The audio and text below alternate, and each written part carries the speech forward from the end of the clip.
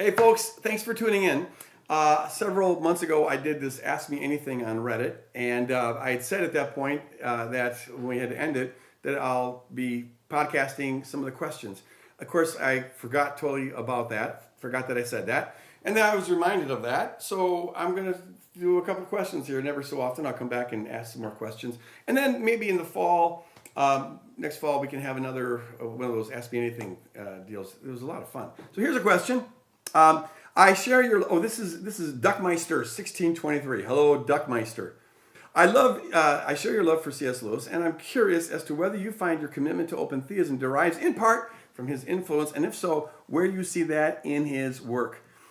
No, I love C.S. Lewis, but he didn't influence that aspect of me.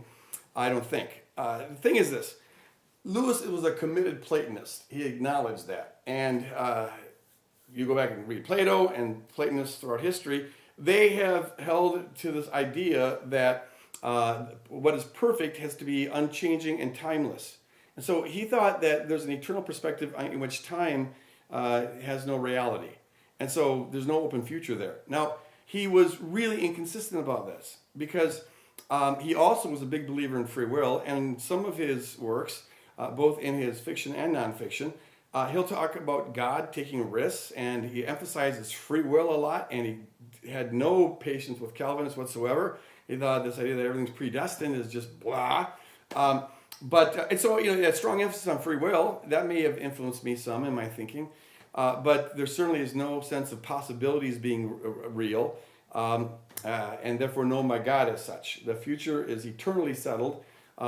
It's just that in some mysterious way, we settle the future from all eternity, even though we're not eternal. And that's always a paradox that Platonists have on that, okay? So, love C.S. Lewis, but he didn't influence me on that. Here's another question that is important, I think. What is your view on the Bible and inspiration? Is the Bible inerrant and or infallible? Or perhaps God has given humankind, for better or for worse, some freedom of interpreting his actions in this world? Here's the thing.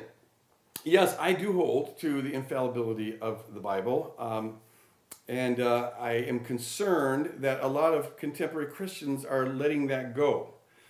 For example, I just read a book, it's really good in a lot of respects, Derek Flood's book, Disarming Scripture, where he addresses the violence in the Old Testament, and he says some in the New Testament, and he wrestles with it in a real good, straightforward way, and he doesn't offer these kind of, I think, inadequate solutions that a lot of people are trying to propose, trying to justify the violent portraits of God and things like that. Unfortunately, he thinks that the only way to do that is to deny that this canon is infallible.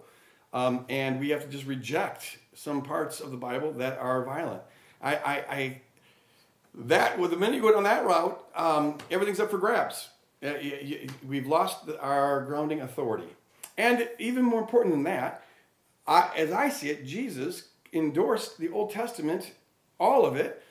He quotes Scripture, and he uses it interchangeably, saying Scripture says and God says, and he says Scripture cannot be broken. And so, out of commitment to Jesus, who I regard to be the Son of God, so I doubt he's wrong on this point, I feel I need to hold up all this literature as God breathed, to quote 1 Timothy 3:16. But now the question is, what is infallible? And what's our paradigm for it?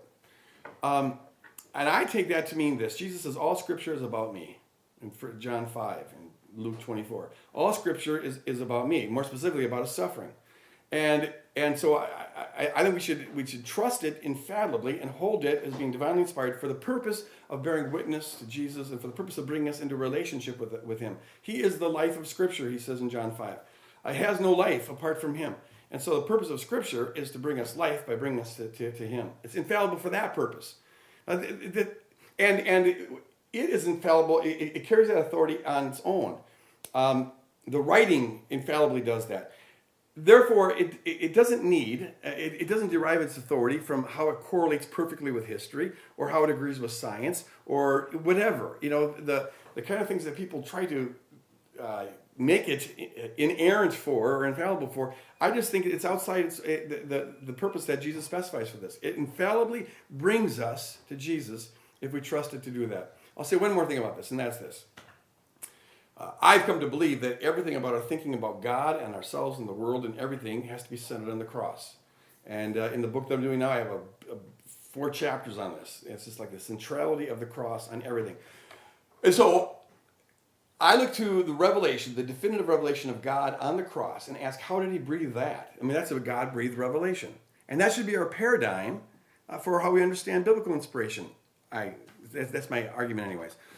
Now, on the cross, God breathed his definitive self-revelation by bearing our sin and taking on an appearance that reflected that sin. He took on our limitations and our sin, our fallenness, and in the process of doing that on the cross, he gives us the fullest revelation of himself. Well, that tells me then that when God breathes, this idea that we have an idea, that assumption about what a God-breathed book should look like. Oh, it should just be perfect. It should just have this. But look at the cross, which always surprises us. God breathed that revelation, but it doesn't look the way we would think it would look. It doesn't look, clean and holy and pure. No, it's got all sorts of human sin and failings and limitations on it. And so if God's definitive revelation includes him becoming our sin and becoming our curse and taking on this appearance, why would we think his written revelation would exclude all those things? See what I'm saying? The cross changes everything. And then, as we interpret the Bible, we need to interpret it with an awareness that God sometimes reveals himself by entering into our sin and taking it upon himself and taking on an appearance that reflects that.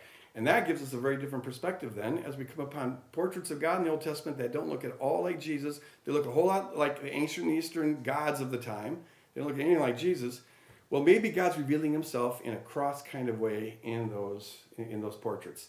And that's what this book is all about. But enough of that. I hope that I was just chewing that a little bit. Think about that. God bless you guys. I'll check in with you later. Bye-bye.